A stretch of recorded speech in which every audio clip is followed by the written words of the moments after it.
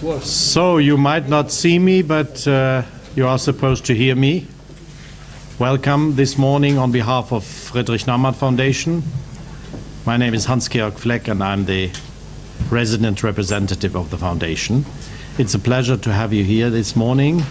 It's a special pleasure to have our guests coming from Israel, our lecturer from Turkey, and of course our moderator, Barcin. Thanks, Barcin, for taking this role in this important meeting. I'm not aware whether you are informed about another initiative in the context of Turkish-Israeli relations, which is the topic of today, which is part of the Naumann program since about 2 years. In late 2011, in the dark times of Turkish-Israeli relations, so to speak, we were trying to arrange a civil society dialogue between civil society activists from Turkey and from Israel. And thanks to active people like Nimrod, we succeeded in the meantime to establish at least a small core group of people from both sides. Dennis Ojalvo is also part of this activity. And we succeeded in starting this dialogue. The circumstances have obviously changed. To which extent, this is something we will discuss today. I think there is plenty of things to do in the relations between both countries, and I will stress the fact that our interest in civil society does not only derive from the fact that Naumann Foundation is, in a way, a bit a weird kind of civil society organization itself, one of the political foundations from Germany, very much talked about again recently in Turkey. So the mystery of these foundations. I mean, if you want to know more, please ask me. I will tell you, I will give you all the information, more than you are interested in. So this is no mystery, it's just a matter of information and asking and getting answers. So not just due to the fact that we are a civil society organization, we concentrated on civil society. The main reason why we did so is that there have been a lot of contacts between Israel and Turkey in the past. Even, I mean, after the relations have changed from excellent, as some people thought, to extremely bad. There had been contacts, but that was on a strata of society which is not that much going deep into society. And my argument always is, in order to understand why these relations could worsen to such an extent in the recent years, one has to understand or one has to see whether the relations from the past were based really on a relationship between the societies of both countries, or only on certain elites which were meeting and coming to terms quite easily. I think in order to change the relations between Israel and Turkey, the population of Israel and the population of Turkey, we have to go down, as you might say, to civil society, and that's what we do. I hope we will succeed and there will not too many disturbances coming up in the future, either from this or from that direction. So thank you very much for being here today. Thanks to the lecturers, and I give the floor to Barcin. Well, thank you very much. My name is Barcin İnanç. I'm working for Hürriyet Daily News. Let me thank the Turkish Policy Quarterly and the Friedrich Naumann Foundation on our behalf to speak about an important subject. The subject does not need an introduction, so I'm going to be very brief because we're already late for 15 minutes. We'll first start by Mr. Ephraim Imbar, who would sort of take us a little bit back to when relations started to improve and seen a honeymoon period. Maybe this would be important to see whether the relationship were based on the right premises, whether it was deeply rooted, etc. And then we'll go on to Mr. Nimrod Goran, who would then take it from the crisis period to the current situation, and then we will have a Turkish perspective. The three names should be actually very familiar for those who have been dealing with Turkish-Israeli relations. But let me just give you a very brief introduction for all of our speaker. Ephraim Imbar, I've known these names since I have started journalism since 1990, but obviously your work goes much prior to that. Mr. Imbar is a white hair. I'm starting to have as well, is a professor in political studies at Bar Ilan University and the director of its renowned Begin Sadat Center for Strategic Studies. His area of specialization is Middle Eastern strategic issues with a special interest in the politics and strategy of Israeli national security. Professor Imbar served in the Israel Defense Force as a paratrooper, and he was a member of the Political Strategic Committee of the National Planning Council and the chair of the Committee for the National Security Curriculum at the Ministry of Education.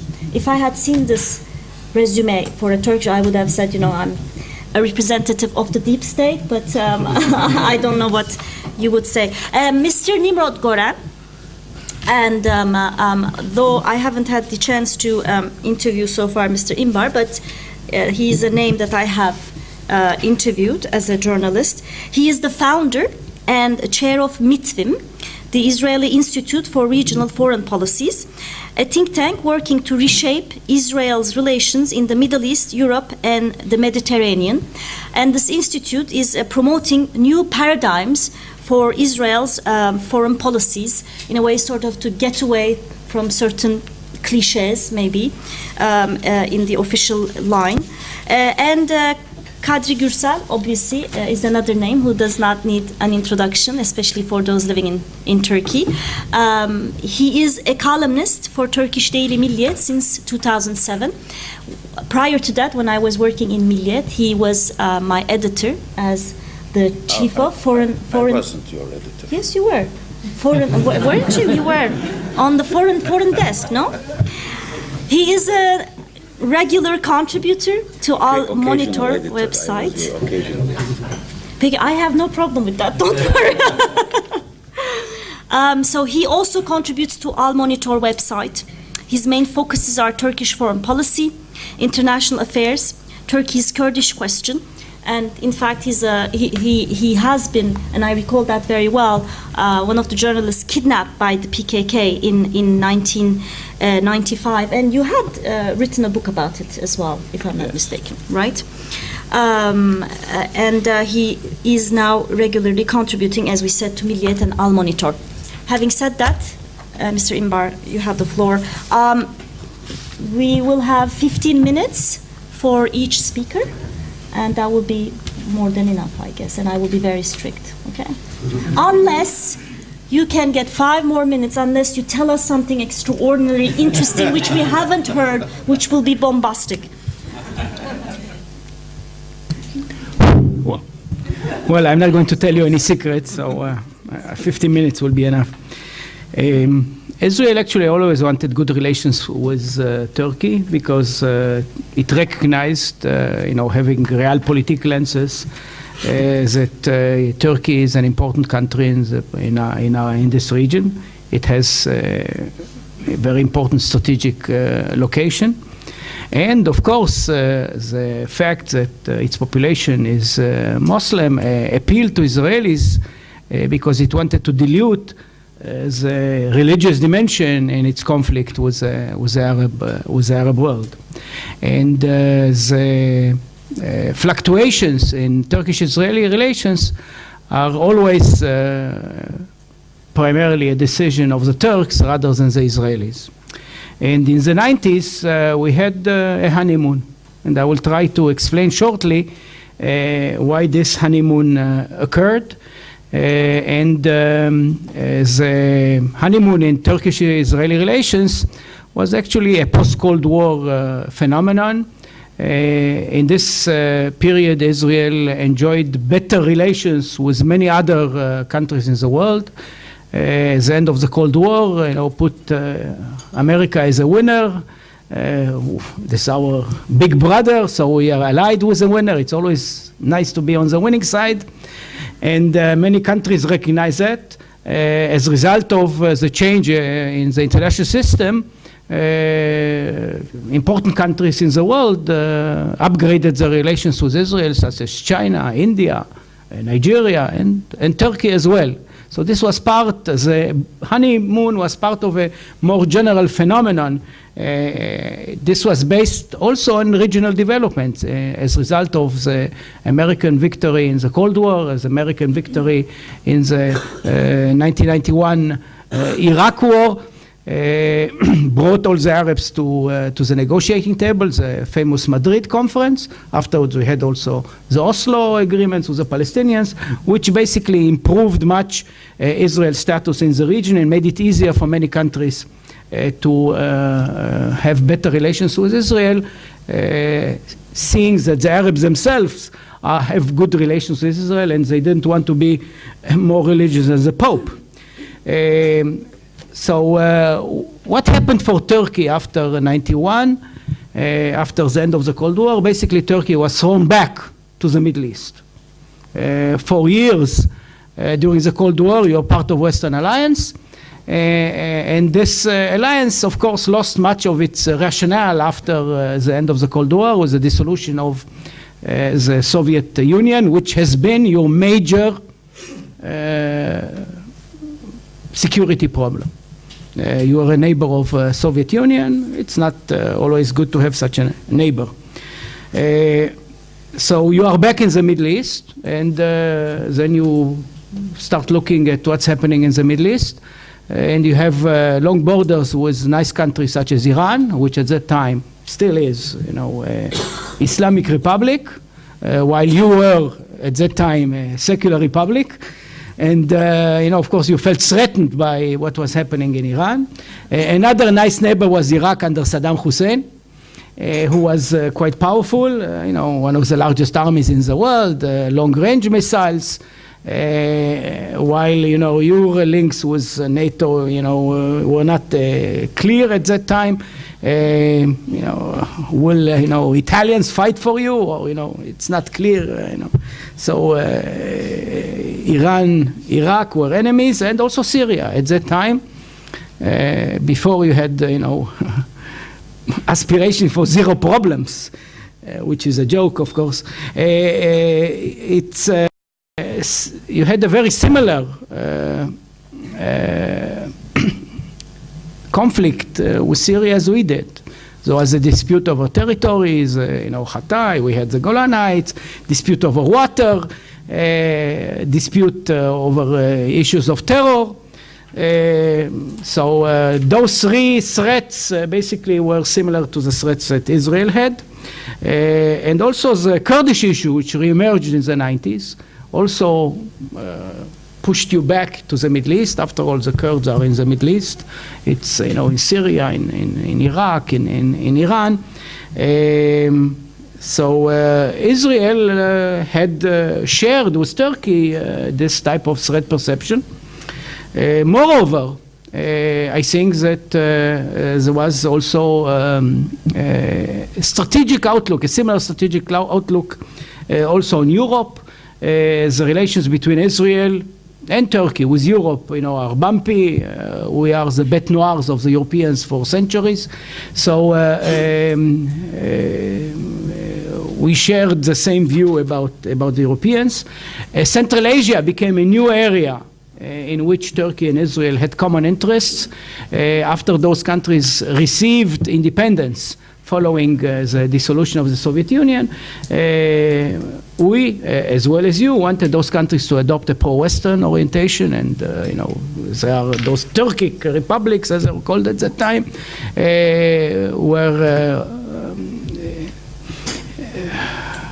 trying to emulate maybe the Kemalist model, and Israel, of course, was very pleased with this type of model, which was,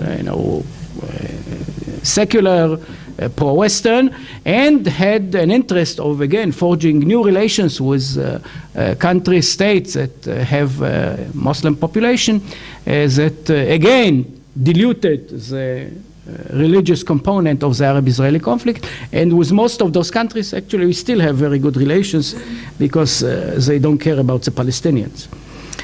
Finally, the United States. Turks have always understood that having good relations with Israel could be useful in Washington. And indeed, in the 90s, there were problems, supplying arms to the Turks, and the Greek lobby was very active, and the Israeli connections on the Hill were useful in countering this type of problems. And actually, at that time, Israel was educating American Jewry about the importance of Turkey. All the various missions of Jewish organizations that come on a regular basis to Israel were diverted to a stop in Turkey and to meet Turks, to meet Turkish government officials, think tanks, professors, in order to sensitize them to the importance of strategic importance of Turkey. And indeed, there was a big change in the American Jewry. In the 70s, the American lobby allied itself with the Greek lobby in putting, in having a boycott on arms on Turkey, and in the 90s it became an ally of Turkey. And also both countries hoped to be able to bring, a more realistic outlook on the Middle East to what many in our country, in your country, saw as naive Americans. So what developed, of course, is a lot of interactions between Israelis and the Turks. The most significant aspect was of course, in the area of military ties. There was access to Israeli technologies, to military technologies, and Israel was very active in upgrading Turkish platforms, which was not always available elsewhere. There were a lot of interactions between our militaries. Israeli airplanes flew in Turkey. Israel is a very small country. You fly 3 minutes, 5 minutes with a jet, and the country is over. So, but here. You have big areas, so it was good for the Israeli Air Force. And the economic ties improved, and this actually stays until this very day.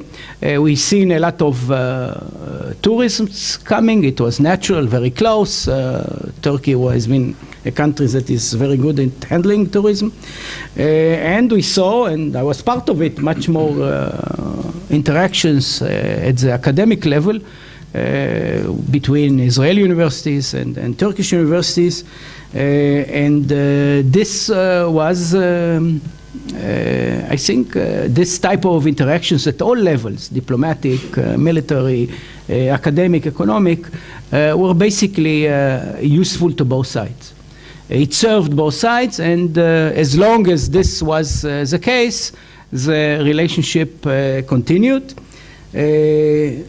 If we see a change, the change was, and I'm not going to talk about the reasons for the change, but basically the change were because of two reasons: a change in Turkish strategic environment, and of course the domestic changes that you probably know much better about than I do. And it was an era that Israelis are missing. Obviously, what has been happening since beginning of the 21st century is something that is not something that Israel wanted to happen. For Israelis, the loss of Turkey is a huge strategic loss that cannot be really compensated by relations with other countries. And inshallah, one day we'll see those relations, re-emerging as I think they should be, because certain interests continue to be very important to both countries. I'll stop here. Well, that's great. You have finished in 11 minutes. That's was not told gonna... 7 to 10 minutes. Okay, great. Then we'll go to Nimrod, but don't use his 4 minutes. We'll leave it to the floor, okay? Thank you. It's a pleasure to be here, and thank you for the invitation. I will try to relate to 3 issues as time permits. The first one is some bottom lines about the relations between Israel and Turkey during the 2000s, the first decade. Then a couple of points about the current stage of the relations after the Israeli apology, and conclude with the Israeli-Palestinian issue. Erdogan, Gaza, Hamas, peace process. As we have time, we can continue it later on.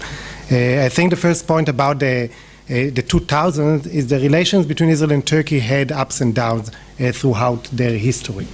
While the 1990s shaped the Israeli collective memory about Turkey because it was such a strong experience for Israel to witness the cooperation with Turkey and to experience Turkey by themselves coming here and meeting with the Turks, we have to acknowledge that the decades before the 1990s had much tougher times for both countries, but the relations were continuous nevertheless.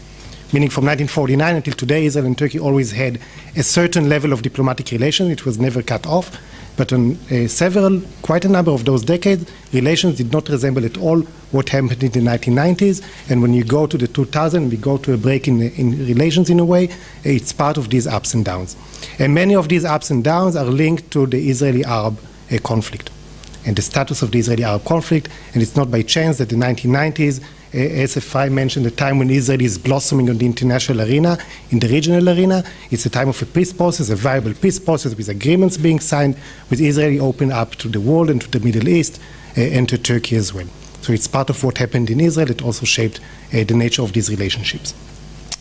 The linkage between this conflict and Israel-Turkey relations is evident even before Erdogan and AKP comes to power. We should remember Bülent Ecevit, 2002, very harsh statement about Israel when Israel has an operation in the West Bank during the Al-Aqsa Intifada, using the term of genocide, I think even to what Israel does to the Palestinians. So this very harsh rhetoric that became very common under AKP was already there to go with before that time.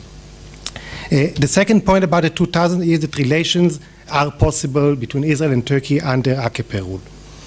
When AKP comes to power, the initial reaction in Israel was one of a concern, one of fear about Turkey going to the Iranian model, about the end of the relation between the countries. But at least the first 6 years of Erdogan as prime minister show that this relation can continue, that cooperation can go on, that high-level visits, including Erdogan coming to Jerusalem, can happen, despite the differences between the two countries on how they view Israeli policies regarding the Palestinians. And this is an important point to remember, because people tend to say about Erdogan in the last 3 years in Israel that he is inherently anti-Israeli and that you cannot do any business with him. And that was not the case. During those years, nevertheless, the contact between Israel and Turkey kind of remained between the old elites, meaning Israel failed in those first 6 years of AKP in power to develop channels to those new emerging social sectors in Turkey, maybe out of a notion that Erdogan will not stay for long. This notion that eventually the old guys will come back, so why bother trying to connect with the new ones? And that was something that Israel did not put enough emphasis on. And when the political relations kind of broke in 2008 in parallel to Operation Cast Lead, there was no societal basis for kind of continuing the relation between societies, and that had a big impact. Now, Turkey can carve a role in the Israeli-Arab peace process. This is the third bottom line from the 2000s. It's not a major role, but while Turkey in the 1990s tried to find itself a position or a role to play in the ongoing peace process, and it didn't succeed in doing that in the 1990s, in the 2000s it managed to have some leverage, be it membership in international committees, be it hosting Israeli Muslim or Israeli Arab meetings, like the meetings between the Pakistani and the Israeli foreign ministers. In 2005, the invitation of Shimon Peres and Abu Mazen to speak to the parliament in Ankara in 2007, the mediation between Israel and Syria in 2008. So there are several instances in those decades where Turkey still had good relations with Israel, but also had developed relations with the Arab world that positioned it in a place in which it could be a player, unlike the 90s, in which it was siding on Israel's side, but it was also not a strong enough player in the regional level. So Turkey can find itself a role, and having good ties with both sides is a prerequisite for that. And we saw now with the Operation Pillar of Defense in Gaza in November that the fact that Turkey does not have good relations with Israel very much limited the role that Turkey could play, although it wanted to, in brokering the ceasefire of the relation between Hamas and Israel. And the fourth point about the 2000s is the fact that the business cooperation reached a level that it could go independently from the political level. The cooperation that was built in the 90s was so strong, and the ties between business persons were so immense that when the political level crashed, the business level, unlike the civil society level, managed to go on and reach new heights. The trade between the two countries was at its highest point when the political relations between the countries were at their lowest point. This is important. Now, when going from these bottom lines from the 2000s to what is happening now, we have to remember that the formula for the Israeli apology or the mending of the relations between Israel and Turkey was on the table already in 2011, 2 years ago. And basically, the Arab Spring presented both countries opportunities to fix the relations after the flotilla event, even though Israel and Turkey reacted very differently to what is going on in the Arab Spring in the Middle East. Very different reaction by the two countries, but still changes in the regional landscape brought these opportunities. And 2011 was the first such opportunity in which a draft agreement was signed and eventually rejected. In 2013, the same formula basically is adopted by Israel. It symbolizes a change in how Israel reacts to the Arab Spring. I think that is what we see in the recent year, that from an Israeli reaction, which is very resisting the change in the Middle East in 2011 and tries to go out and look for allies elsewhere in Romania and Bulgaria and Cyprus and Greece, Israel understands gradually that it has to tap back into the region to kind of form these even ad hoc strategic partnerships, and it has better relations with Jordan, and it manages to cooperate with Egypt of Morsi, and it apologizes to Turkey, and it has indirect talks with Hamas. So it kind of goes back to the Middle East and understand that it has to be part of these regional developments, and the signing of the understanding with Turkey about the apology is a sign of that. And the question is, how sustainable can this be as long as we don't have parallel process in the peace process between Israel and Palestinians? And I say that it has kind of a very low glass ceiling, that unless we have progress on the Israeli-Arab channel, those ad hoc friendship or strategic interests will not be able to grow from a certain level onwards. The Israeli movement towards apologizing for Turkey was based on strategic understanding, not on an understanding that you can revive the honeymoon of the 1990s. I think Israel believed the necessity of mending the ties, but did not see themselves as going back to Turkey as it was, or having the same friendship that it used to have. Now, the Israeli reactions to the apologies were overall quite positive at the time. It didn't cause a big stir in the Israeli public debate. Most voices that talked about it were positive, supported it. Even people within the government who used to object it, like Minister of Defense Moshe Ya'alon, was a very first opposer to the formula in 2011, was now supportive of it. Yaakov Amidror, head of the National Security Council. So these people that are affiliated with the ideological right now change their perspective, maybe except for Avigdor Lieberman, who kept on his opposition to the formula, but was no longer in a position of power to stop it like it was before. So it was a gradual process. We saw it take place 6 to 9 months before the apology, signs of those countries coming a bit closer, of positive Israeli statements towards Turkey. So it was not the Obama visit that changed everything, like some people say. Now, there is a lack of progress in the reconciliation process. Negotiations are now stuck over the compensation issues. Whether it's real fight over the numbers of the money or it's something deeper than that, it's a debate. But it raises the doubts in Israel that Turkey is not sincere enough, meaning that Israel paid the price. Israel was willing to go the extra mile, but it doesn't get anything in return. And that was the main concern in Israel before the apology, that Turkey is not really interested in mending the relations as Israel does. And now the Israeli public becomes more skeptical, and he wants to see something visible. So Israel needs to see something visible come out of this process, whether it's high-level meetings or visits to Israel, whether it's media interviews. Israeli journalists are running after top leaders in Turkey, trying to interview them, and are not getting that in the meantime. Exchange of ambassadors can be a big sign, something that will happen that will show the Israeli public that this is something for real, it has a change, and it will have something positive for the future, because the essential basic is a positive one, but if nothing happens, then they say, why did we do that? Now, even though this process is stuck, the fact that there is a political opening enables much more cooperation on different levels to emerge. We talked about civil society cooperation. We see think tanks coming together more. We see academic people begin to exchange much more than they used to, NGOs. So it kind of opened up the sphere to many initiatives that were stuck until the apology, and now things are a bit better off, and we see this cooperation kind of growing. Of course, the strategic cooperation regarding Syria is something that is on a different level. So channels are much more open. So these are kind of the points regarding the current stage of the relations, and we cannot differentiate the current stage of the relation between what's going on with Israel-Palestine, because we've been hearing quite a lot about Erdogan's visit to Gaza. Actually, since September 2011, I think we've been hearing about Erdogan's visit to Gaza, and perhaps it will be soon, and we are waiting for that. And we're also seeing efforts to renew the Israeli-Palestinian peace process. And we may very well be hearing in the coming weeks about some kind of a breakthrough that will enable Israelis and Palestinians once again to sit at the negotiation table. While I do not believe that we have currently a government in Israel that is ready to actually make the two-state solution happen, it will create a very more positive regional environment or political climate that will benefit Israeli-Turkish ties and provide a better atmosphere for those visible signs that I advocated before, but will also enable Israel to better reach out to the Arab Spring or develop those ties with actors in the Arab world to which Turkey can play a bridge to. And when we look at what Turkey can contribute to the peace process, not seeing a very big role for Turkey in the current peace process to be coming, although John Kerry talked about it much, about how Turkey can contribute. Turkey mostly has a leverage over Hamas at the moment, and what it can contribute to the process is either its efforts to moderate Hamas and have it a more constructive player in such a process, or maybe to assist the inter-Palestinian reconciliation process between Fatah and Hamas, although the Egyptians are not very eager to give Turkey a role over there, and we're not sure whether the sides themselves want to come together, but that is a place where Turkey can make a contribution for the infrastructure for the peace process to move forward, because without such reconciliation, a two-state solution will not be reached. So maybe Turkey can kind of bring in even the Western countries to be more involved in such a process, or advocate some policy change in Europe regarding how to deal with this negotiation process.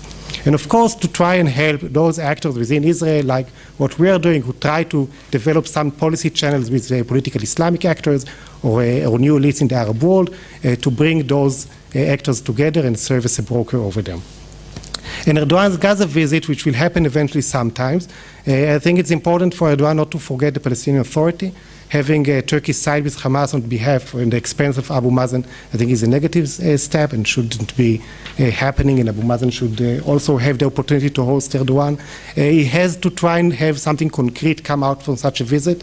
If the visit will only be about statements, they will be probably very harsh one, as Erdogan likes to do, and probably they will be targeted against Israel, so it will be not a very constructive visit in terms of Turkish-Israeli relations. If the visit will have some concrete outcome, like we saw the Obama visit to Israel with a concrete outcome, maybe something on the Fatah-Hamas relations, then it will turn this event to a more constructive, more positive one, and it should be coupled with some move towards Israel.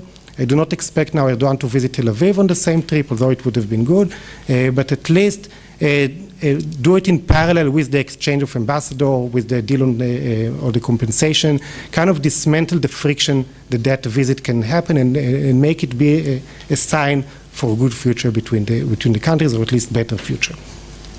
Thank you. Well, thank you very much. We have heard the Israeli perspective, and let's now hear the Turkish perspective. Kadri?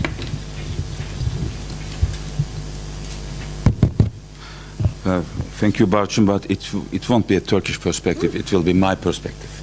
So I don't bind any Turkish perspective. Someone from Turkey, then. Someone from Turkey. Thank you.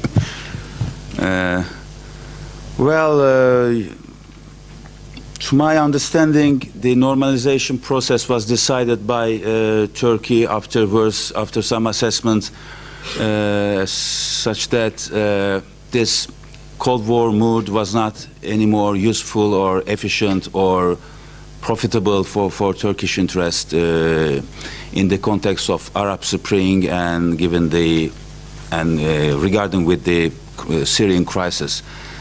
Once you know the preconditions were only two, and the apology and the recompensation, then beginning from July 2011, Turkish rulers firstly, Mr. Erdogan started to saying that the embargo and blockade on Gaza should also be lifted. And then after the attempt to make a deal for normalization was crumbled in June 2011 because of the Avigdor Lieberman opposition from the Turkish perspective.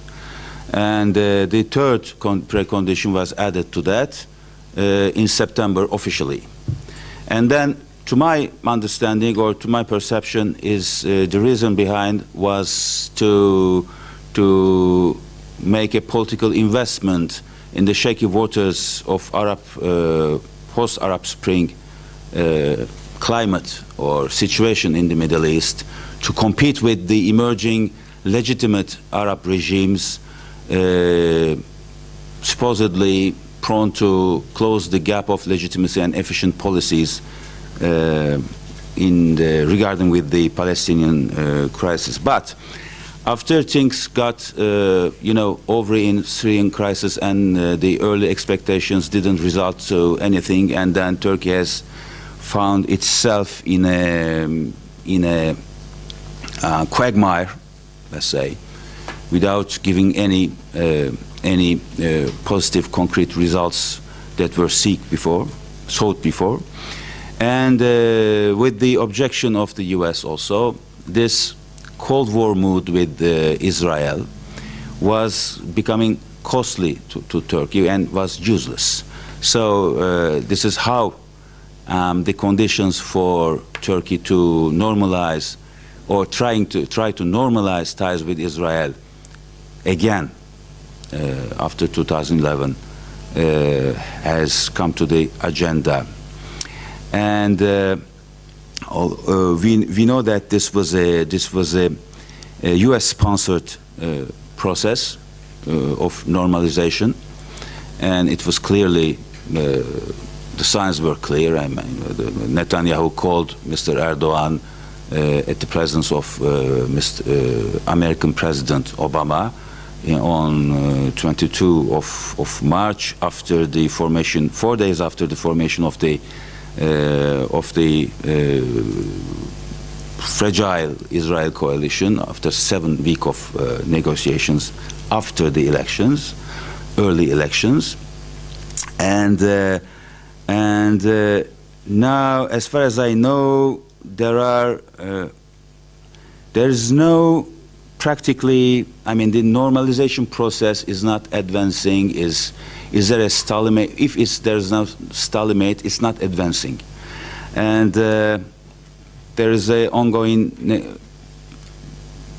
There's a gap between the numbers. In numbers, Turkey is asking $1 million per person killed, and Israel is offering $100,000 with the argument that this is the recompensation commonly paid in international practices, and this was the situation. I mean, there is no ambassador exchange, anything concrete that can be seen as a concrete sign of normalization. And then suddenly something happened in Turkey, and unexpected, surprised everybody and the whole world, Turkish pundits, observers, etc.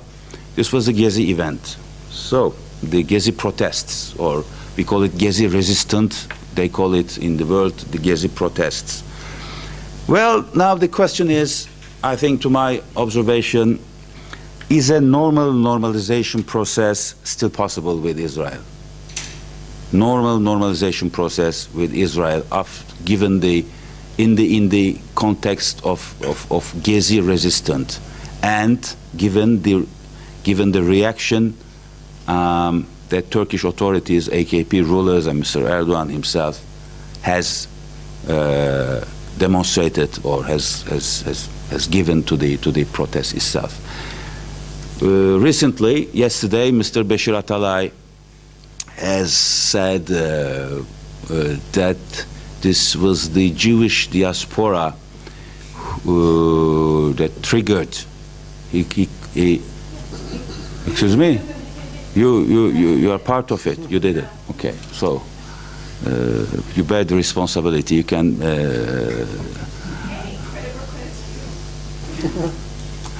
You can turn it to a protest and then claim your responsibility. We're not aware of what you guys are talking about, by the way. At least I am not. Okay. Yeah, me. I didn't understand as well. So and then he did triggered. He said triggered. Triggered means to start, to provoke, to generate, to provoke, and it's not to get advantage of it. There can be any social. This was a social explosion, to my observation, and then it means that the Jewish diaspora had triggered a social explosion in Turkey.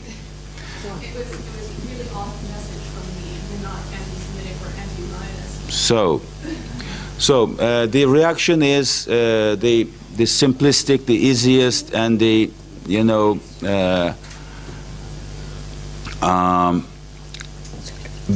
aim to rally a socio-political support around Mr. Erdogan, and then the international conspiracy putting at the center the interest rate lobbies, neocons, Jewish diaspora, Israel, some circles in Europe, the media, and in Turkey, CHP, some other, but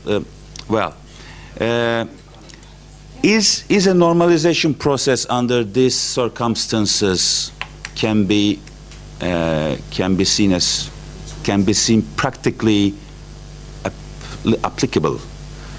I don't think yes. My answer is not positive to this. What happened since June 1st? I think from the early days of the Gezi protests, it is very clear to me that Mr. Erdogan and the AKP government has lost historically, has lost and irreversibly and ideologically, and one cannot talk or defend the Turkish model anymore. There is the new Turkey paradigm is lost. There is no new Turkey paradigm because there's a newest Turkey which has come over the new Turkey and making the new Turkey, so-called AKP's new Turkey, older, the old Turkey, and it is getting older in a very high speed. And then Turkey normalizing paradigm, kind of end of history type of paradigm in Fukuyama style. Okay, so the Islamists came to power, chased the military, chased the Westerners or westernized bureaucratic elitist minority from power, and then normalize the country. Period. It's the end of history for Turkey. Okay, this paradigm also has crumbled, collapsed, and then there are other paradigms who have been, got under the. Mr. Erdogan has lost his moral authority. Absolutely, he has lost his moral authority. The AKP rule is losing its legitimacy. I don't say that they lost it, but they are losing. But Mr. Erdogan has lost definitely his moral authority. So, and Mr. Agenda Setter cannot set the agenda of the country for almost more than 1 month. This is a huge cost. The famous proactive policies now has turned to reactive policies. I make use terms that they love to use. They like to use. Mr. Davutoglu, proactive, reactive. It's both in the internal politics also. They cannot generate, develop, or propose, bring to the fore any proactive policy since June 1st. And then now there is an option for them, which is a false option, which is a non-option, is to go to Gaza. I think this is the worst time to go to Gaza for a Turkish prime minister. Why? Because firstly, Egypt is not in a welcoming mood. Secondly, Mr. Morsi will be upset again while dealing with the huge opposition that he faces.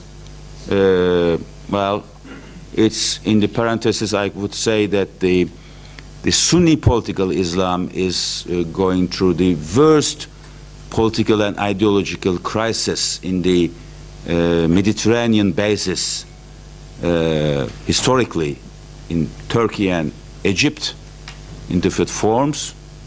And then visiting Egypt to go to Gaza through the Rafah gate is not a good option for the sole reason of the situation in Egypt. Secondly, in mid-May, how many minutes I have left? Sorry. You have 3 more minutes. 3 more minutes. Okay, I'm stopped there maybe.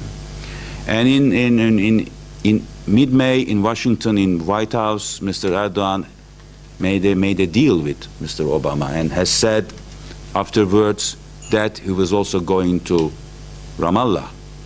And this is, I think, an important engagement. If he goes now to Gaza to set an agenda, at least at the end of the day, for himself, it will be a huge loss of political capital that have been generated, that have been made in dealing with Obama, Mr. Obama, in the White House. And because he said simply that he was going to go to Ramallah, and he must go to Ramallah first. Diplomatically, politically, it will be wiser and better. And to go there first to Ramallah, he can't go there, I think, from Amman. He must go to Jerusalem. To go to Jerusalem, he must advance the normalization process. To advance the normalization process, Turkey and Israel must at least exchange ambassadors, if not agreed on the compensation numbers, $500,000, $1 million per person, etc. But at least Turkey and Israel must bring the level of diplomatic representations to ambassador level. So without doing this, he can't go to Jerusalem to go to Ramallah, simply. So to have an equal footage in dealing with the Palestinian problem without destroying the important political capital made in Washington, one needs to advance the normalization process with Israel. But this time, the normalization process with Israel has become the victim of the lack of democracy in Turkey, because the only option remained to Mr. Erdogan is a full-fledged democratization of Turkey, facing the challenges of the Kurdish peace process and the instability factor that has become obvious after 1st of June in Turkey. And then now for the first time there is a positive linkage between the normal relations with Israel and the democratization process in Turkey. I stopped there. There was some other things also which I wanted to say, but maybe in Q&A period. Okay. Kadri, thank you very much. Let me just add one thing, though, and anybody could correct me if I'm wrong, but I think one of the reasons why the normalization process is stuck is not only the disagreement over the numbers, but also the fact that Israel is also asking for a guarantee so that the legal processes are stopped. I think they are more actually, to my knowledge, if my information is not is not passed. They're more concerned about the ongoing legal processes, and my understanding is that the families of the victims are adamant on not, stopping the legal processes. After having added my own little contribution, I'm going to open the floor to questions and comments. Since Kadri has talked about the Gezi Park, I don't know if any of you have gone to the forums that have taken place after Gezi in the small neighborhood parks. There are forums that goes on among locals, and they have their own sign. If they approve, they don't upload, but they do like that. If they disagree, they do like that. And if they want the speaker to speak up fast and finish up, they do it like that. So if I start doing like that, this means, keep it short so that we can have other people able to talk. Please. Hanımefendi, I think we're supposed to have a microphone, and we will have a... If everyone could introduce themselves. Yeah, Professor Selçuklu.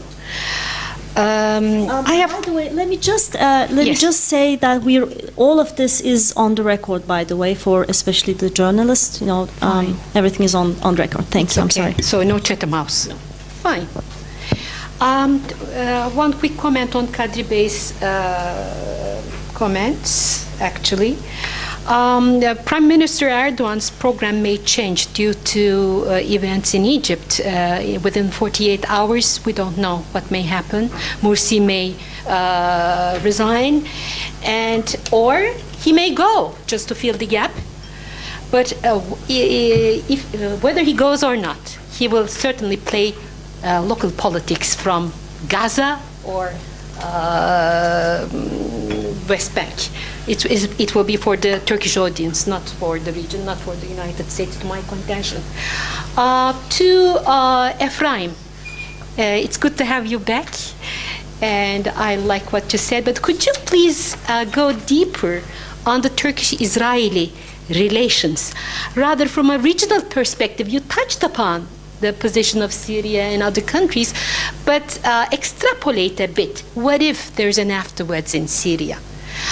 Iraq is Iraq, but northern Iraq, Kurdistan region is a different paradigm or parameter in Turkish-Israeli relations, perhaps. Qatar has recently witnessed that change of power. A young, would it influence?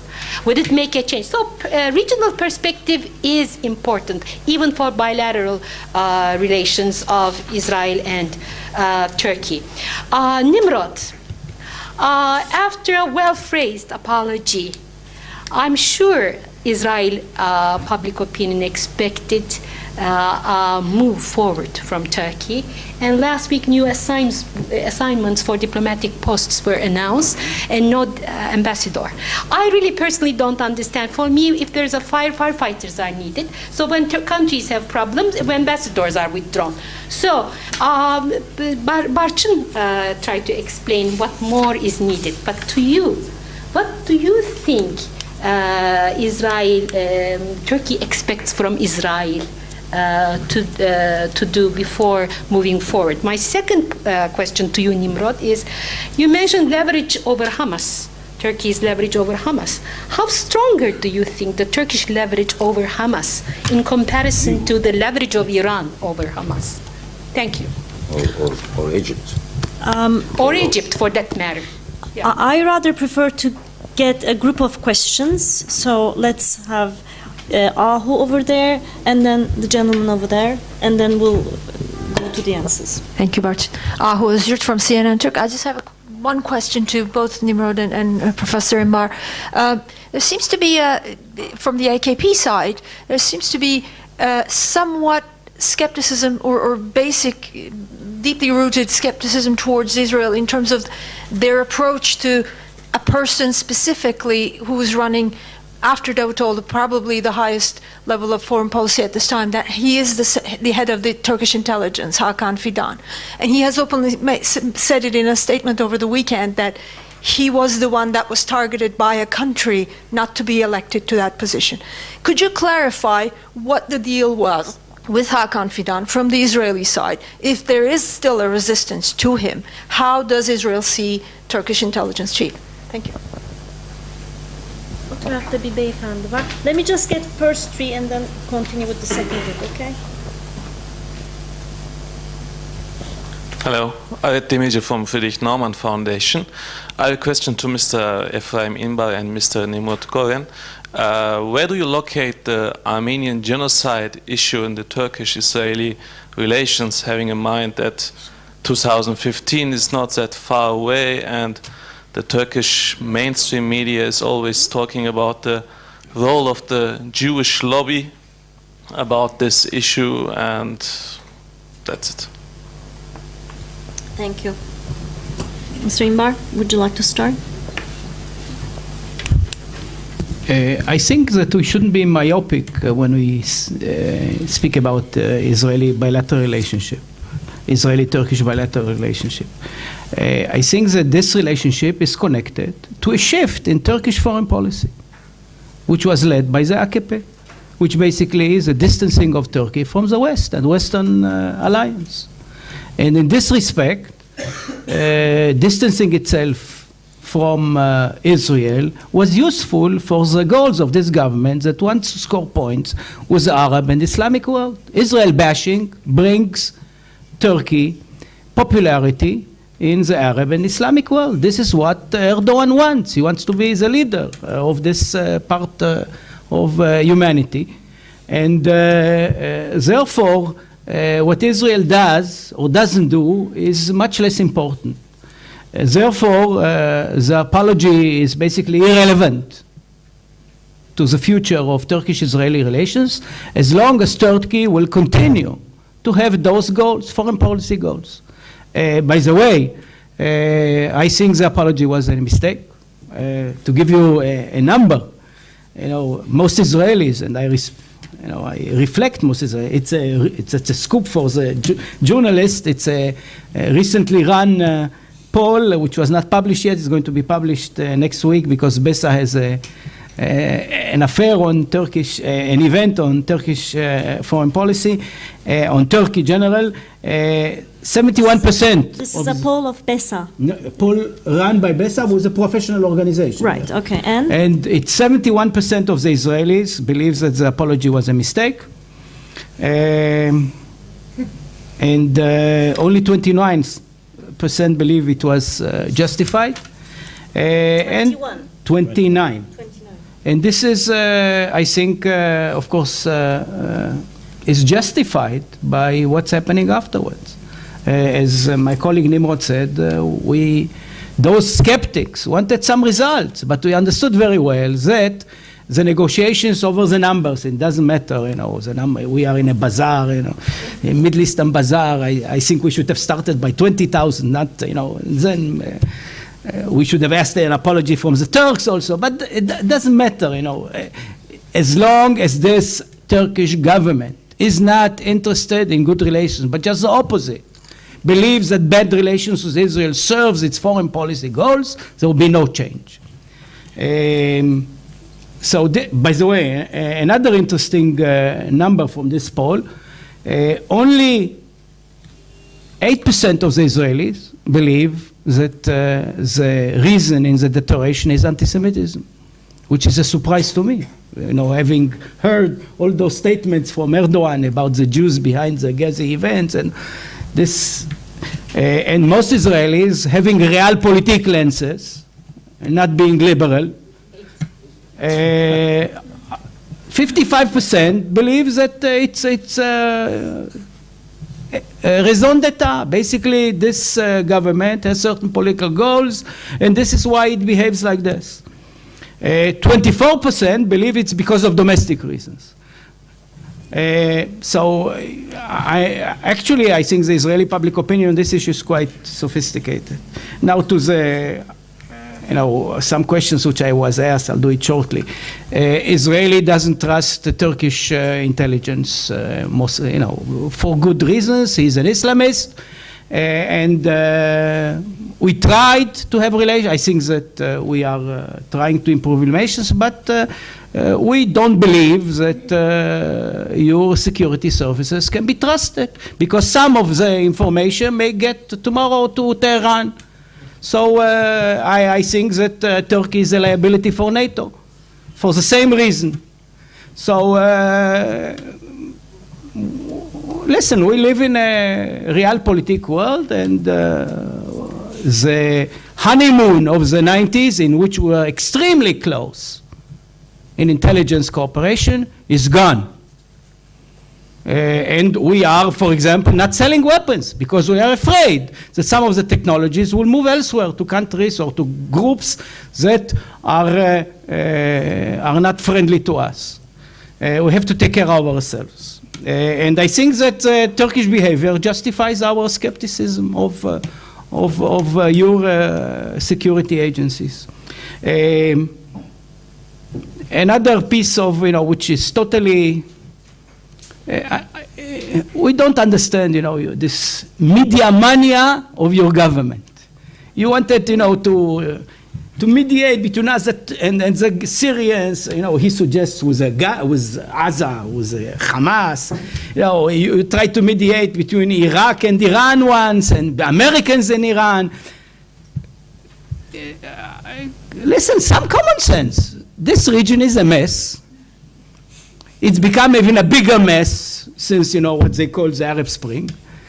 And it's very difficult to run, have a coherent foreign policy when everything is so fluid in this region. And this is, of course, the foreign policy of Turkey, zero problems is a grand failure, zero problems. Look around, zero problems, you have plenty of problems. So this is something that it's totally incomprehensible to us.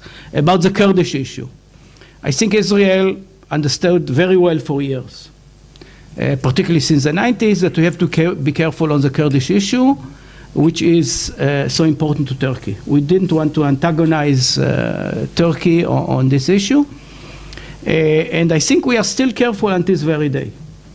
And we, of course, keep the Kurdish option open because we look for allies. Kurds are not Arabs. And they look to Israel, by the way. I know there are active efforts on part of the Kurds to try to renew the good relations that were in the early 70s, late 60s between Israel and the Kurds, because then it was for us keeping the Iraqis busy. So this may recur. So it depends much on Turkey. If Turkey pushes Israel too much, we may decide to do certain things which maybe we were restrained so far to do so. I don't want to be part of the Turkish debate over the Kurdish issue. Is it good for you?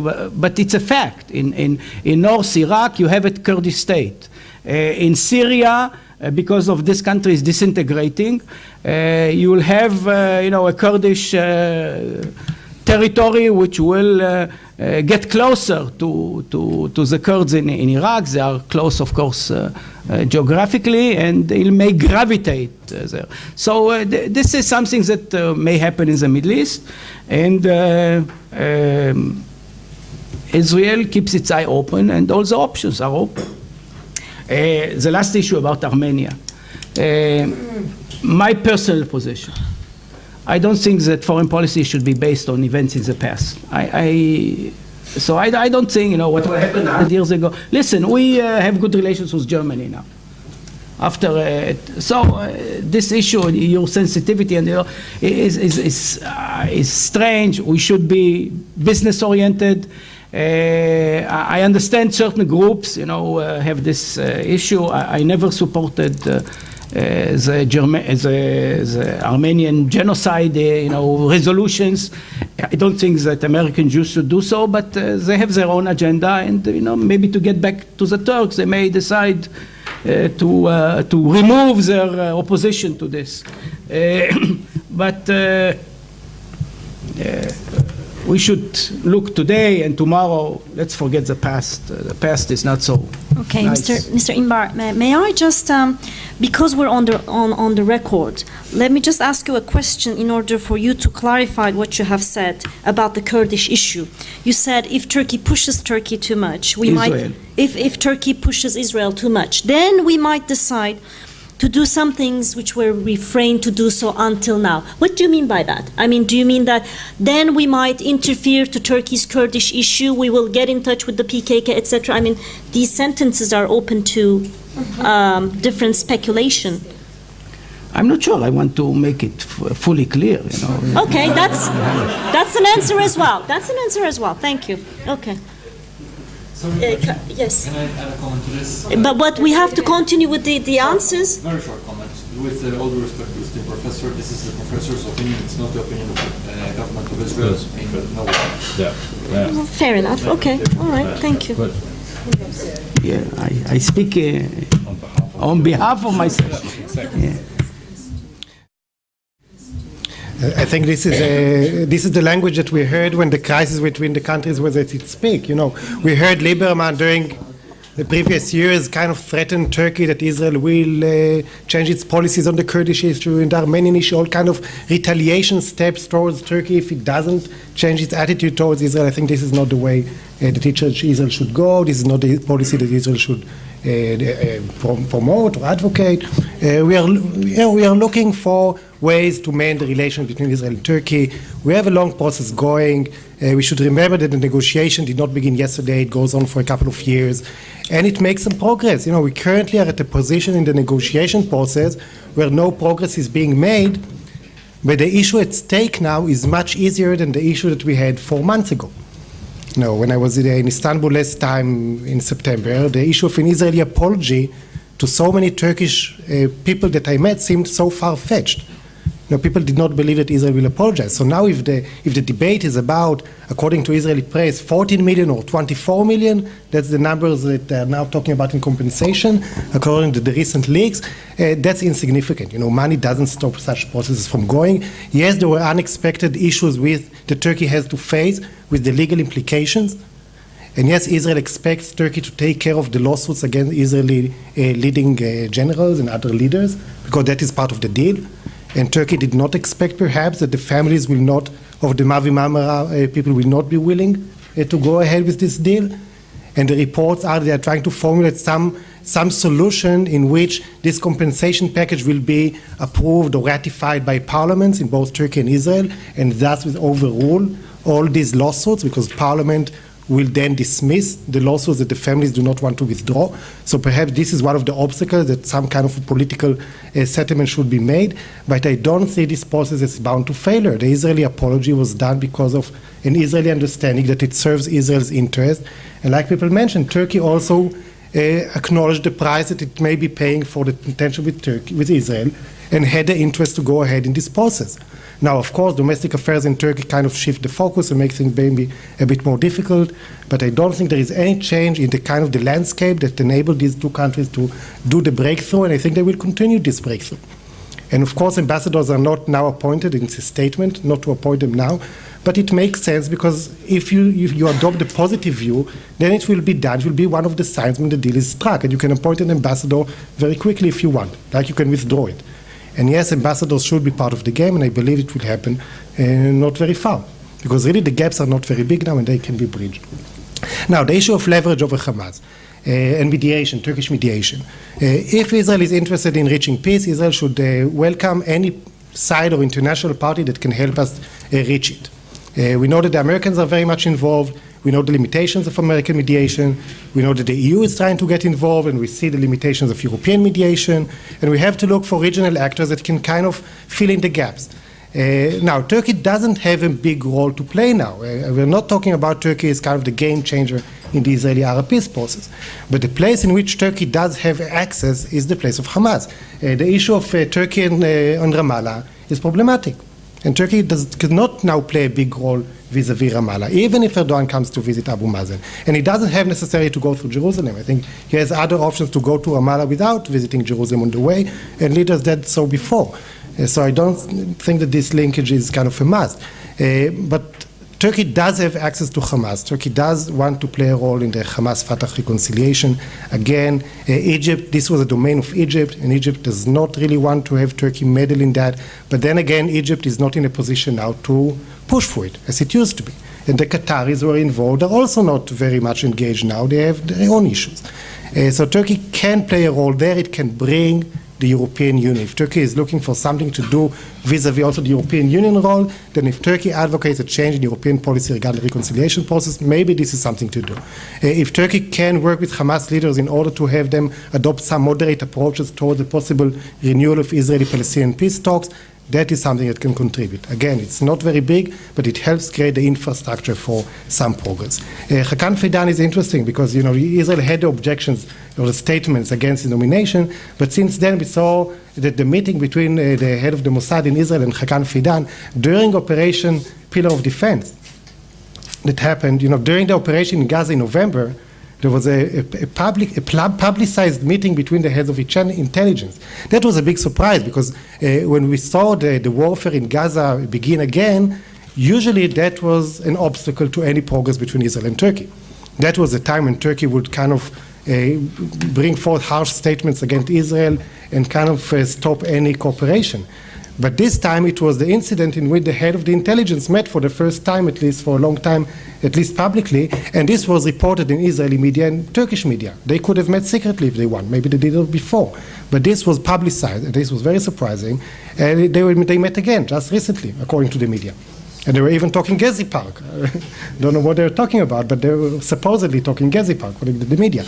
But this channel of security or strategic consultation, dialogue, whatever, is a big step forward. It's a major symbol that the leaders of both sides have an interest to open up these channels of debate. I think I'll stop here. Okay, thank you. Kadri? Well, I wasn't. No one has asked questions to me. Oh, so there was a comment from her. There was a comment, so I can make a. If you don't want to, we can continue. It's okay with me. No, I can only say that. Well, even Mr. Erdogan's planned visit to Gaza was because of internal domestic political reason to again instrumentalize the foreign policy for internal goals, etc., to rally support as they did in the past very successfully. When Israel bashing was serving to the best interest of changing the political culture in Turkey and to making some additional gains to the government support or to grow in its constituency. Excuse me. And now it will create ramifications. It will create internationally. Speaking. It will create regional and international ramifications because, it will strengthen Hamas. His sole visit to, the uniquely if he visits only Gaza, and he can only visit Gaza under these circumstances. This visit will reinforce Hamas. Will deepen the polarization between Hamas and Fatah, and will also will have the meaning of snubbing Mr. Obama, because they made a deal, and this will be the deviation of from this deal, and after 1.5 months. Okay, so it will be costly, I think. Cost benefit. It won't be beneficial when you compare or weigh profits and hazards or costs. It will be costly than profitable. Thank you. Okay, we'll have a new group of questions. Let's start with Claire Berlinski over there. Can you get the microphone for a minute? Yeah. I'm Claire Berlinski, and I'm a senior fellow for Turkey with the American Foreign Policy Council, which is a completely honorary title. I support myself as a freelance journalist. I've been here for 10 years. There may be people in this room who do not realize that there is no Israeli word for tact. I think you just witnessed that. My comment is directed toward Ephraim, and I'm not going to be tactful. You have just said... Well ahead, we are Dugri. You have just said on the record in front of a room full of journalists what will absolutely be interpreted as a suggestion of support for the PKK. If you are the remotely interested in warmer relations with the with Turkey or the United States, which has declared the PKK a terrorist entity for good reasons because they are a terrorist group, you cannot say that in public. It is an idiotic thing to say from a public diplomacy point of view. May I respond? Hayır, öyle demedi. Let me continue. The public diplomacy we have seen coming out of Israel has been so unbelievably weak from start to finish that no matter how righteous you are in so many of your claims, how hostile the AKP has been to Israel, there is no way that the Turkish public can hear you because you're not communicating with them. You're not communicating with them. I will give you a specific example. In the wake of the Mavi Marmara incident, there was an enormous public diplomacy campaign aimed at the United States. It didn't need to be aimed there. Americans were going to be on your side anyway. You were putting out video after video subtitled in English. The language that people read here is Turkish. Surely, with an intelligence apparatus as powerful as yours is said to be, you know that the language people speak here is Turkish. I'll confine my comments to that, but they can give you many more examples if you want. If we want a relationship with the Turkish people, then these kinds of comments have to stop. Thank you very much. Is there any other comments or questions? If not, I'm going to ask you to answer. Thank you. Well, first, I'm not in the business of public diplomacy. I'm an academic and I'm in search of truth. And sometimes truth is not tactful, I admit. And now, first of all, I definitely didn't say that Israel is going to support the PKK. For us, it's a terrorist organization. And actually, I would point out at this stage that it is Turkey that supports terrorist organizations. It is Turkey that supports Hamas, which is a terrorist Let's not have an exchange. Islamic organization that is dedicated to the destruction of the state of Israel. So, I think that this should be put as a balance. First of all, if you see the Turkish role in what's happening now in Syria, Turkey is supporting radical Sunni, Islamist organizations. So, let's put the truth on the table. Turkey, in Israeli eyes, is seen as hostile because of its support of Hamas. If it has a soft spot for Palestinians, which I can understand, why not choose Ramallah? And I must say that even some of my friends Islamists here, I don't want to quote names, when I tell them, listen, supporting Hamas is not moderate Islam, they agree. So Turkey has taken certain positions which are inimical to Israeli interests. And with all due respect, and I think I've been known to be a philo-Turk for years, I think that certain things should be said. And we do not want, this Turkey to meddle in our affairs in the Israeli-Palestinian conflict, because it's tainted by those positions. That's a perfectly legitimate point of view, but you're going a step further by saying that you're going to, by intimating you're going to become involved in the same kind of dirty business, which undermines you morally in the eyes of both Turkey and the world. What I said, that if Turkey becomes more hostile, we may have to revise our positions on the issue of a Kurdish state, on when the Kurds need support for this in Washington, for example. And I know that many Kurds come to Jerusalem for this issue. And things change in the Middle East. If a country is hostile to another, do you expect the other country to turn the other cheek? Sorry, we are not Christians.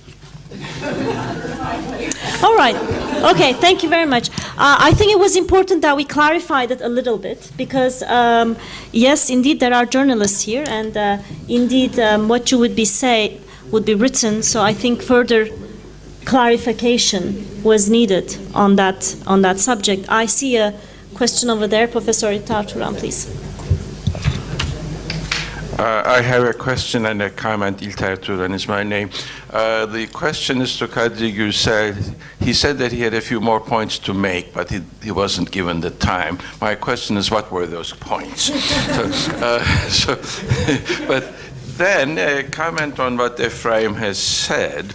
I mean, he judged, I think, reasonably correctly that Turkish foreign policy at this stage was in a process of distancing itself from its traditional allies.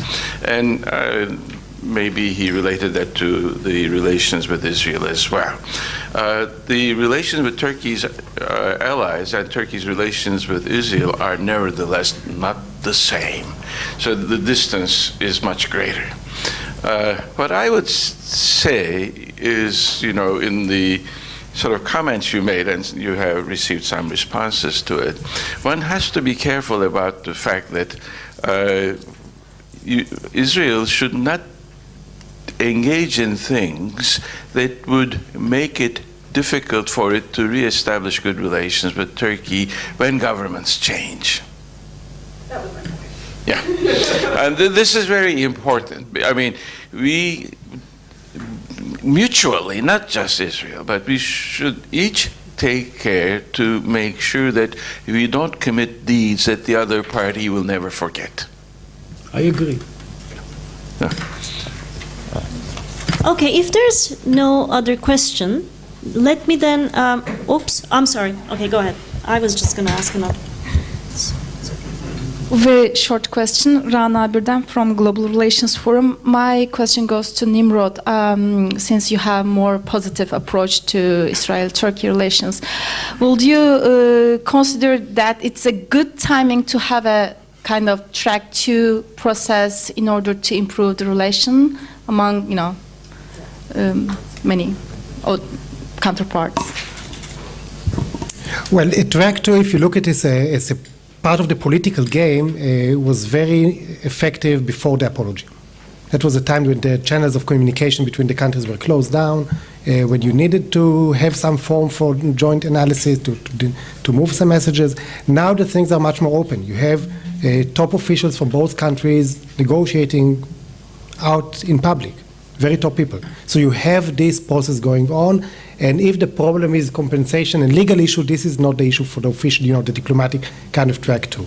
It is a time for civil society to bridge the gap. Because during all those time in which there was no official channels, civil society cooperation did not exist. So that's why the Naumann Foundation initiative for empowering Israeli-Turkish civil societies and other corporations that are now a bit flourishing more than before, this is what we can develop now because that was closed for so many years. But in terms of official track 2, I think we have the negotiations at track 1 going on. I will just add one thing. I don't think that Israel sees, at least as I understand it, Turkey is a hostile state. We have a change in the relationship over the past 6 to 9 months to a year. The relationship changed. We are talking about a discourse of 2 or 3 years ago. But the crisis that was there kind of evolves, and the situation between Turkey and Israel today after the apology with all the hardships of the reconciliation process is very different than it was 2 years ago, and we should remember that.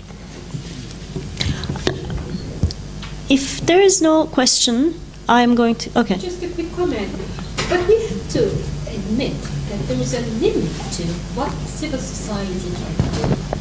So consider the business and economic community as civil society, they're doing wonders in terms of Israeli-Turkish relations, beyond which others may do things with limitation.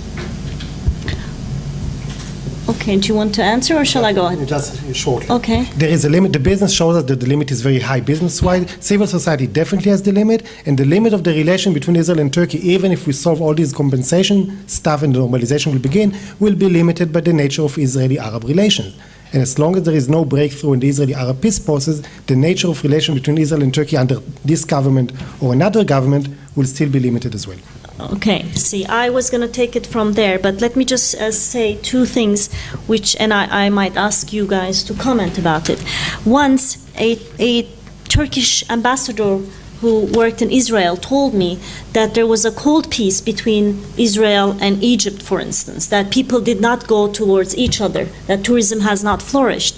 Whereas when once there was a sort of a establishment of good relations between Turkey and Israel, we have seen a tremendous honeymoon. And I think it was not only on the strategic level. He was told once that comes the weekend, he couldn't see any Israelis left in Israel because everybody flocked to Turkey. Now, you can't do that by pushing a button and saying, this is our strategic partner, go to Turkey. Because I think there is also a relationship between, from people to people, because we have similar traits, characters. You know, we have both Oriental and Occidental characters. But then I was thinking that maybe the same polarization in Turkey applies to its relationship with Israel. Maybe we are talking about this 50% who is maybe secular and who is maybe, you know, prone to have good relations, whereas there is another part of the Turkish population which are raised by dreams of praying in Al-Aqsa Mosque, you know. We haven't maybe the Turkish secular elite have not realized the existence that there is a group of population that are, you know, raised by, you know, the pictures of Al-Aqsa Mosque in their rooms, which is a, you know, for part of the Turkish elite maybe, or for part of the Turkish population, the Palestinian issue is not a national matter. It's not high on the agenda. But maybe for the other part, as once was pronounced, it's a, you know, it's a number one of the priority issues. So maybe we see that polarization in Turkish-Israeli relations as well. Second, I think that Israel's relationship with the Arab world, and especially Palestinians, were always an important element of Turkish-Israeli relations. The reason why we had the honeymoon is because that was the time when Israelis were talking with the Palestinians for a solution. So it has not come independent of Israeli-Palestinian relations. From that point on, I might ask maybe our participants from Israel to tell us how they see the Israeli-Palestinian talks, because I have heard many Turkish officials having completely given up hope that Israel really wants peace. And I have heard this from really objective commentators which have no problem with Israel at all. And they were just, you know, saying, we have lost complete confidence that Israel really wants a permanent, tangible peace. And that's important for the future of Turkish-Israeli relations, obviously. Now I see 2, 3 hands, 4. Yeah, were you waiting for me to speak? Okay, then then let's take the questions and comments and finish up with final comments. Would that be okay? Orayı görüyorum. Birisini daha gördüm. Nigel Ağları from Global Relations Forum. My first question goes to Barçın. You said there are divisions in the Turkish society. Don't you think there are divisions in the Israeli society as well? And my second question is about the poll. When was this poll taken? 2 weeks ago. 2 weeks ago. Okay. A very short answer. The division is even visible in the. So, of course, I think the Israeli public is divided as well, most probably. Cem Toker.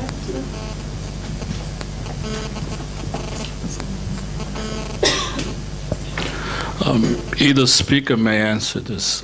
What is the current Israeli government stance on Iran's nuclear program following the elections in Iran? I think that's going to have an impact on Israeli-Turkish relations significantly. Thank you, Jen. Beyefendi. Wait for the microphone, please. My name is Denis Ojalvo.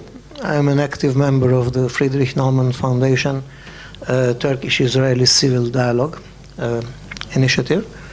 Mrs. Zinanch said that the honeymoon between Turkey and Israel happened simultaneously with a peace process between Israel and the Palestinians, and that's simply not true, because it started much earlier, and it started because Turkey needed to mend its relations with the American Congress, where there was a kind of an embargo on supplies to Turkey, and Turkey had to neutralize the effect of hostile lobbies in the Congress, and the price tag of the Jewish lobby to mend those relations was improved relations with Israel. That's why Turkey-Israel's relations improved, and not because of the Madrid peace process. Thank you.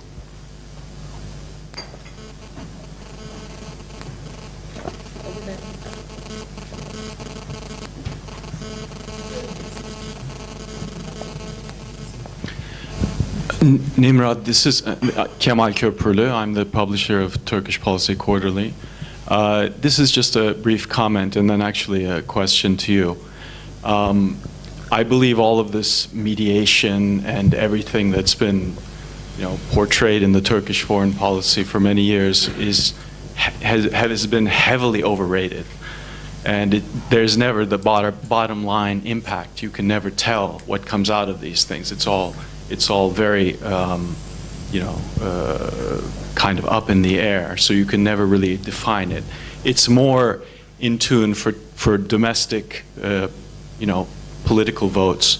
You can convince Turkish people that you're doing all these wonderful and wild things outside the country when actually not much is going on. So it's been a very overrated policy. As far as the Hamas relations, and it's been 7 years now, I believe, February, March 2006, Hamas won the election. Ever since that day, which a month later, I believe the Hamas leader was in Ankara, there's been this definition that AKP and the AKP leader has this wonderful relationship with Hamas, and that it's going to utilize this in some way that's going to benefit everyone. Now, it's been 7 years. What has Hamas done with the effect of the AKP or with the effect of the AKP leader? Is there anything substantial that you've ever seen the Hamas do, step back from a position, change their 3-point, I don't recognize Israel, I don't recognize the old agreements, whatever those were that they have been maintaining ever since that point.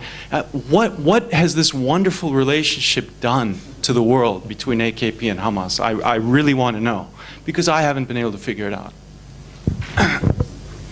Okay, thank you very much. Just one sentence. As far as Turkish-Israeli relations are concerned, I'm not talking about the backdoor, behind-the-scenes relations. What I was implying was Turkish-Israeli improvement became extremely visible in front of the scene after the Oslo peace process, the visits, etc., etc. And visibility is what matters to Israelis most at that time, because behind the scenes there were cooperation anyway.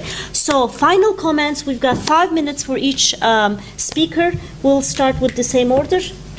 Professor? Thank you. About Iran, I think it's quite clear to most Israelis, and particularly the government, that the new president is a nice face for the West to enable the Iranians to continue to gain time in the process, to bring about a fait accompli in their nuclear program. This is a position, and I think it's the right one. About the Palestinian issue, I must say, in Israel there is a decreasing number of people that are obsessed with this issue, one of, Nimrod is one of them.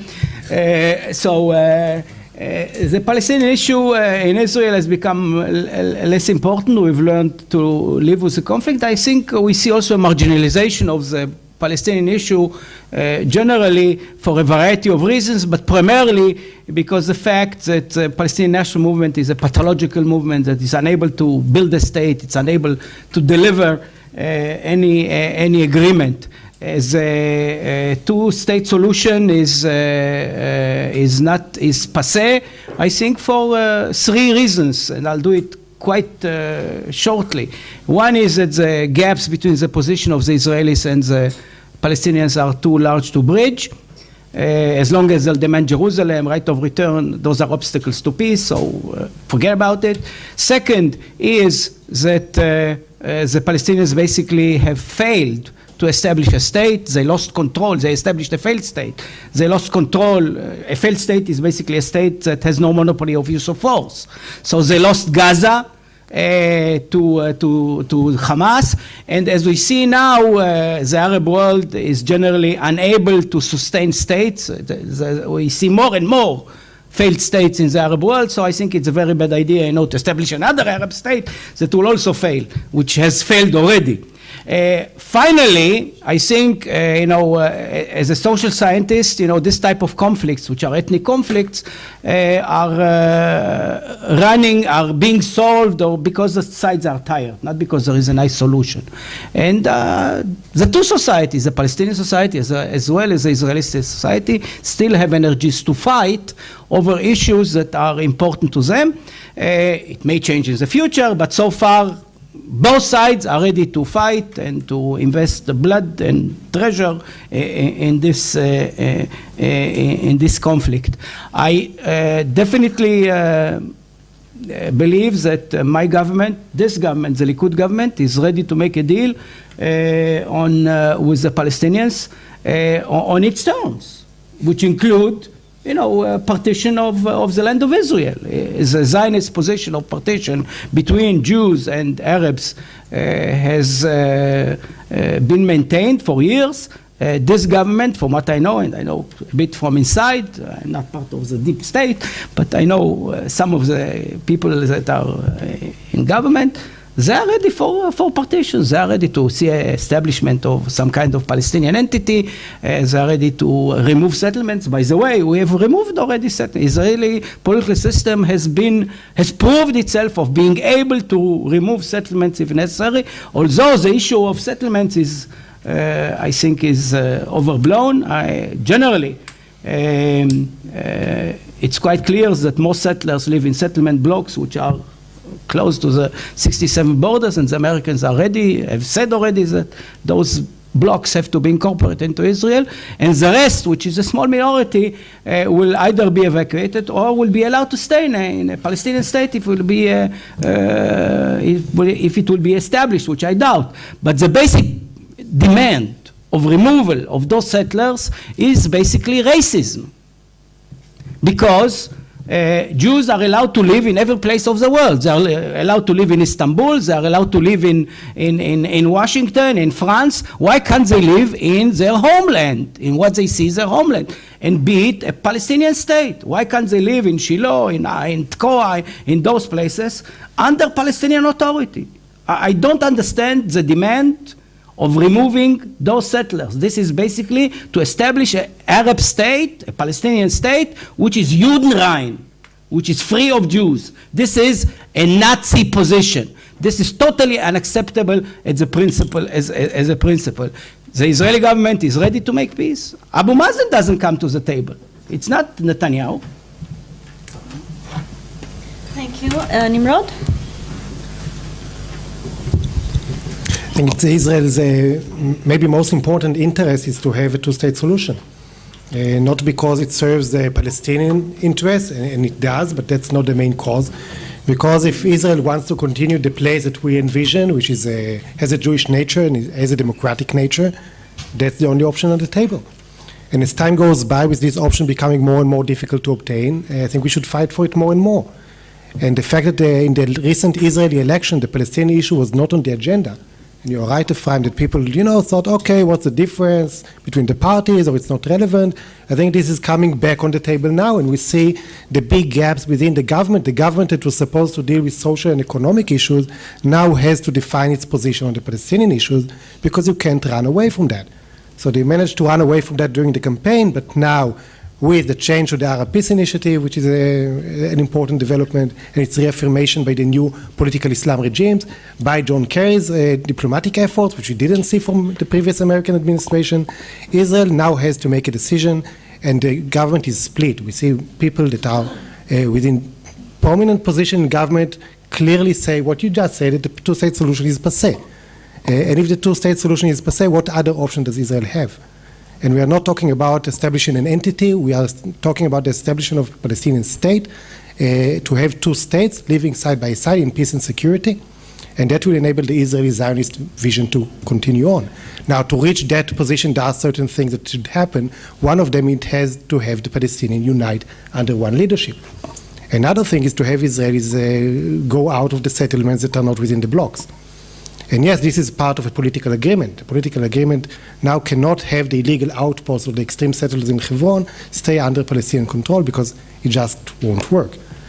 So I think this is a crucial step for the establishment of such an agreement. And I think this agreement is still possible, it's still viable. We have the formula, there's a lot of obstacles. Whether or not the Israeli government is going for it, I think the Israeli government now has an interest in resuming negotiations.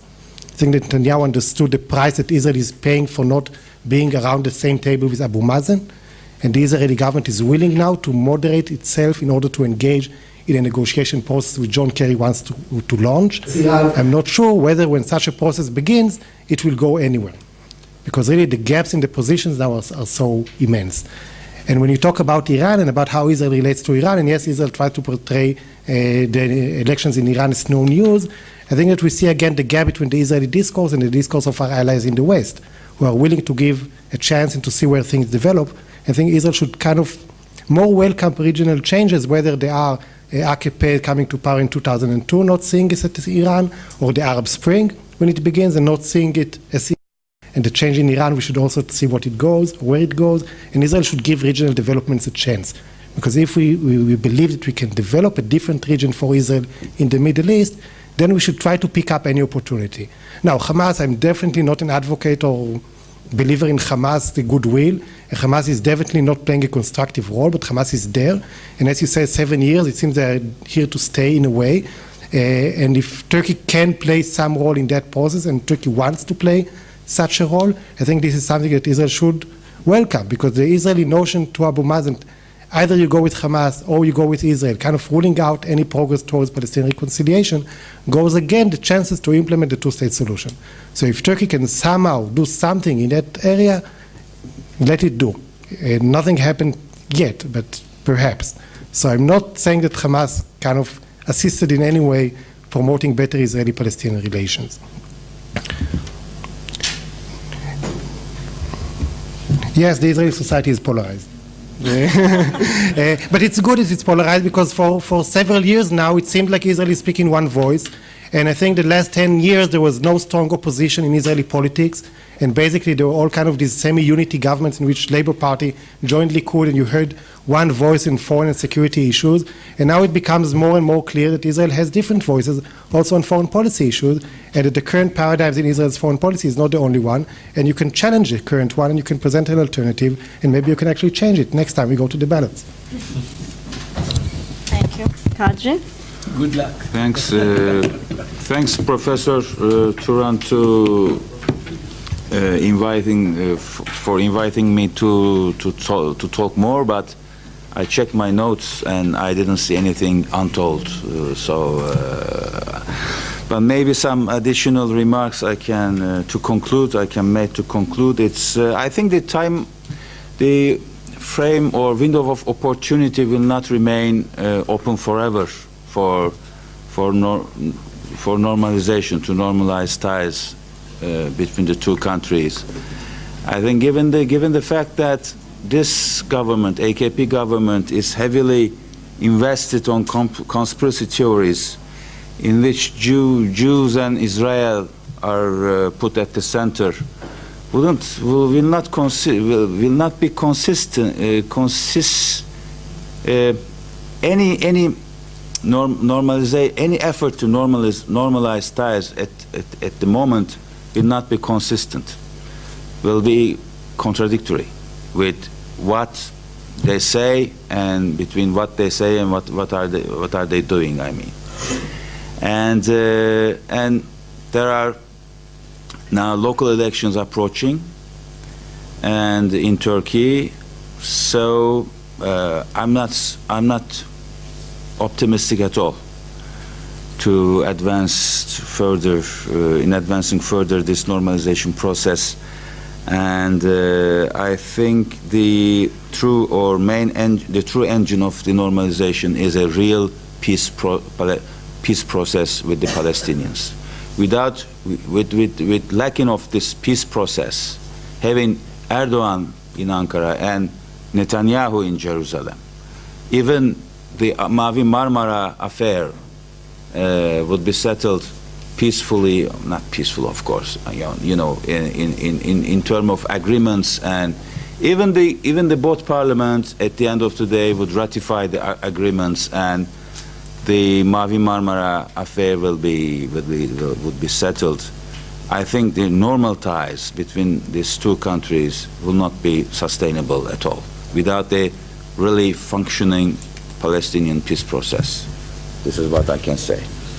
Well, it's a pity we're terminating with this sort of pessimistic note, but let me thank all our three speakers for being very straightforward, for expressing their views genuinely, and let me also ask you to pardon me if you have seen any mismanagement on my part, but let's thank our speakers. Thank you very much for your patience.